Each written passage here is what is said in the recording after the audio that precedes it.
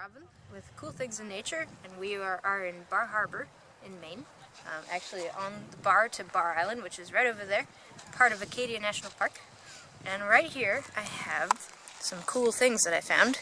So this is a blue mussel shell, and you can see this tiny little hole right there.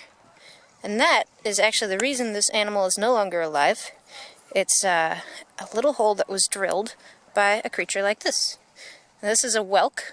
It's a carnivorous snail, actually. It's no longer alive. But when a live one at some point came over and drilled a hole right here using its tongue, actually, which is called a radula in snails and some other creatures. And it's basically a really rough tongue that they can scrape a little hole away.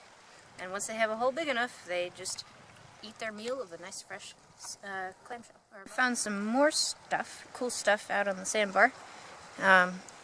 This is a periwinkle. It's another type of sea snail.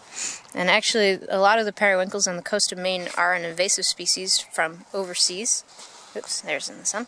And on top of this guy, so this is the snail, and then there's these three guys, and they're actually limpets. So they're also a mollusk, and they attach themselves. They have a little foot. Right, so that's their little sticky foot that they use like a suction cup, and they hold on real tight so they don't get swept away by the waves. And the snail has 1 foot too, and he actually is way down in there. And on the end of a snail foot is something called an operculum, which is this little hard trap door that they can shut real tight so that other critters can't get in.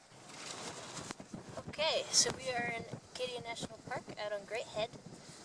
We're looking at some barnacles. This is a tide pool. This is actually low tide right now. So that's why we're able to get this far down into the intertidal. But if you check out these guys right here, all these barnacles are all feeding right now. So where these guys live, they're living right where they are for their entire lives. When they're a little spawn, they attach to themselves to rocks and live there forever and ever. So they depend on the tides to bring them cool stuff to eat. So every time the tide comes in, and they get fresh water, or I can fool them by swishing my water around. You can see they put out their little feeder fronds and grab little bits of tasty things out of the water.